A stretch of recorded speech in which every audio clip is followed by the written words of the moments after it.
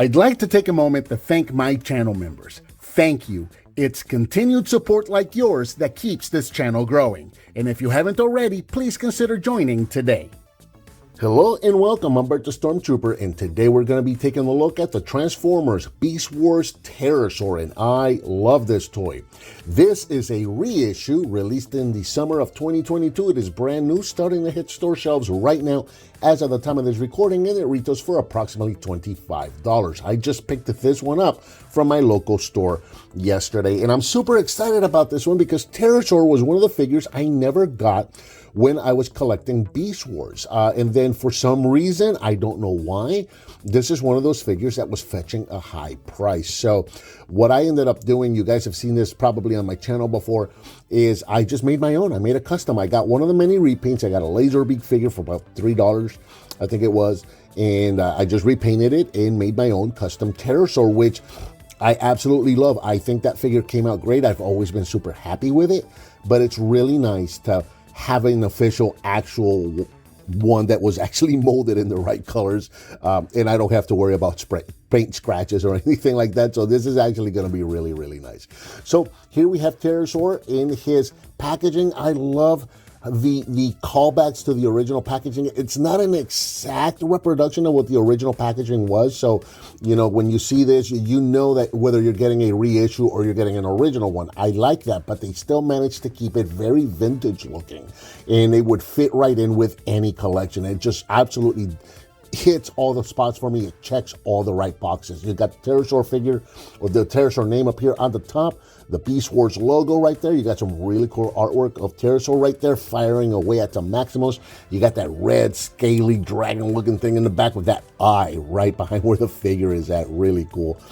Quick attack action. And then we've got the bubble right here with Pterosaur packed in his pterodactyl mode. Pterodactyl, pterodon, you guys go have that argument down in the bottom. I'm not really interested in participating, but whatever. Pterodactyl or pterodon, whatever he is, that's the mode he's in. You got his little weapon right there. And then you can see down here some product shots of Pterosaur, again, both in his beast mode. I'm not going to fall for that again. Beast mode, and in his robot mode, and in attack mode right there. Or attack pose, rather. Kenner logo right there on the bottom. How cool is that? We got the Kenner logo back. That is so, so cool. On the back, we've got the Beast Wars logo on the top right up here. A little bit of a bio right there. Let me bring that in close. If you guys want to pause that and read it, it's there for you. You got a little bio card right there. We got artwork of Pterosaur firing away, bio and tech specs.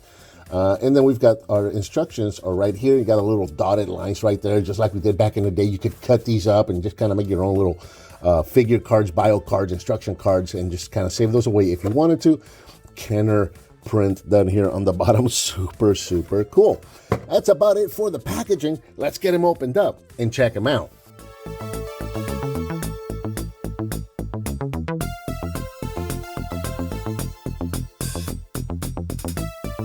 Out of the package, we get Pterosaur already packed in his beast mode. We also get his weapon, which we'll be able to store inside of his shell once we get him transformed. And here's Pterosaur out of the package and in his beast mode, and I absolutely love this toy. Here in beast mode, Pterosaur is approximately 5 inches long with a wingspan of about 5.5 inches, and this is a really good representation of the original toy. Very slight variation in the actual colors themselves, but he's done mostly in red. He's got that black spine, he's got the yellow eyes with the white teeth, and he's got those green spots going along the back. Now, the original toy had a little lighter of a red, almost reaching towards orange, and the green spots kind of like had a yellowish, kind of like a lime hint to them. So a little darker than the original figure, but a good representation of the colors on that original figure. And as you can see, very cool little pterodon or pterodactyl. Let's just call it a beast mode. You guys can argue about what he is in the comments. I want no part of that. Articulation wise, the head can move, the jaw can open and close, and the whole head can move up and down a little bit. So that's pretty neat. You can open his mouth. You got some white teeth right in there. Going along the bottom, we're going to see some robot bits down here. It's inevitable. He is a flip former. So we are just going to see some robot bits down here, but you got some black, you got the little legs done in red.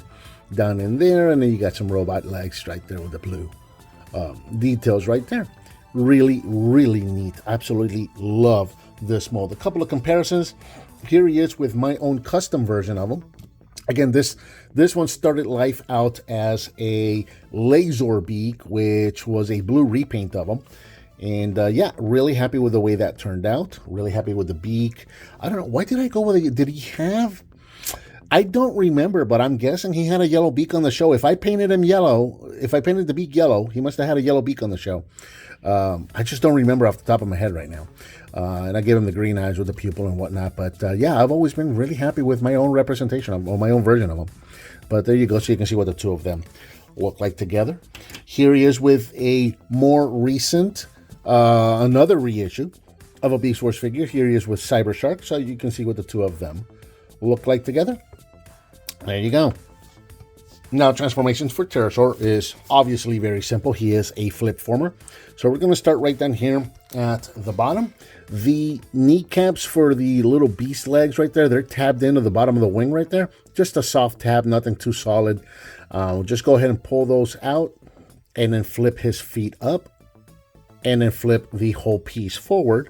This is going to form the robot's arms, just like that. We're going to take the feet right here and we're just going to pull these down.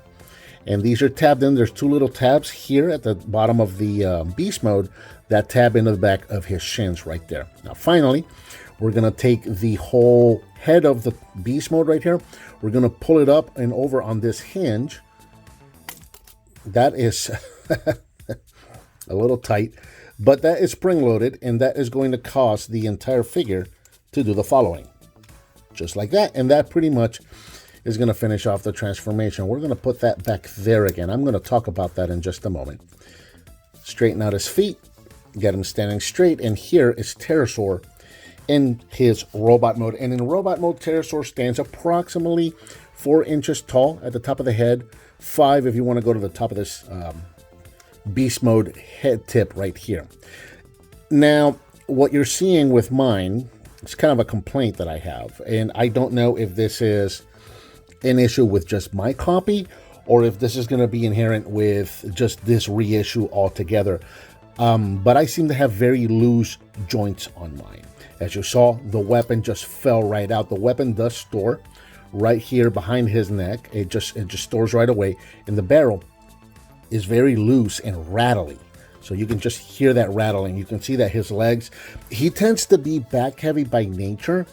But even so, you should be able to pose him in such a way, you're going to lean him forward just a little bit or something so that he'll stand still. And his knees and his ankles tend to roll back on me quite often. He just falls backwards a lot. I have a lot of trouble standing him up. Not an issue that I have with my custom version. So I don't know if that's just this particular copy. I just got one with, just got a lame one with loose joints, or if this is just going to be something across the board with these reissues. I don't know. Now, the weapon was stored on the back, the back of his neck right there, as you saw. We're just going to flip this forward.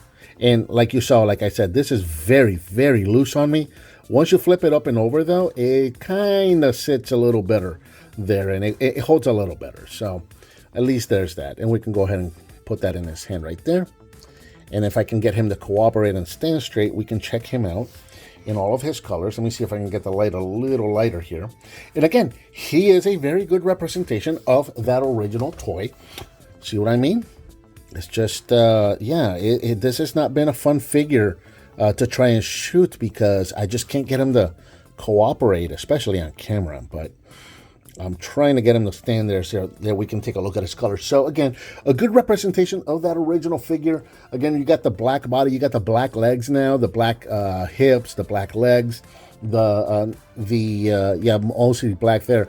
Now, the blues on this guy are darker than the original. The blues on the head, the fist, and the shins are a pretty dark blue, where they were a little brighter, a little more vibrant on the original figure. And then, of course, you got those green eyes and the white head, but still a very good representation of that original figure. It looks really, really nice. Articulation-wise, the head is on a ball joint. It can go back and, up and down. It can go side to side. Shoulders are on ball joints. Pretty much all of the joints are going to be on ball joints. So shoulders on ball joints, in and out, forward, backwards. Elbows on ball joints, nothing at the wrist. Hips on ball joints, knees on ball joints, and then the ankles can go forward and backwards a little bit. So there you go. Going all the way around so you can see what he looks like. He's got those wings right there, and then he's got the beast mode head tucked away on the top of his back right there, just like with the original toy. Not a perfect representation of the character that we saw on the show, but a lot of these figures weren't. They did a lot of cheating with their transformations and whatnot that just kind of makes a representation of what we saw on the show. This was very common back then, but still a very neat figure and very true to the original one, except for the problem that I've got with the loose joints. I think he's going to hold there. We'll do a couple more comparisons real quick. Here he is with my custom version one more time, so you can see what the two of them look like together. I am going to choose to move the camera rather than move the figure, just because I don't want to deal with him falling over anymore.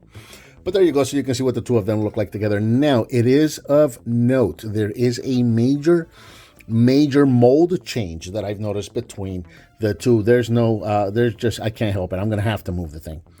So, on the original figure, at least on this one, remember, this is a Laserbeak now. But as far as I know, Laserbeak was a straight up repaint of Pterosaur. So the mold should have been the same, but there's a little square that's kind of carved out for that rub symbol that still works. You can rub that, you can get a Predacon symbol out of that. You'll notice with this reissue, nothing. There's no, not only is the rub symbol not there, but the little molded square where the sticker would have been is also not there. So that's of note. And again, because I never had an actual original Pterosaur figure, I don't know if the original Pterosaur had it, but I have to assume that he did, because as far as I know, Laserbeak was just a straight repaint of that original mold. So if Laserbeak has it, I have to think that the original Pterosaur had it.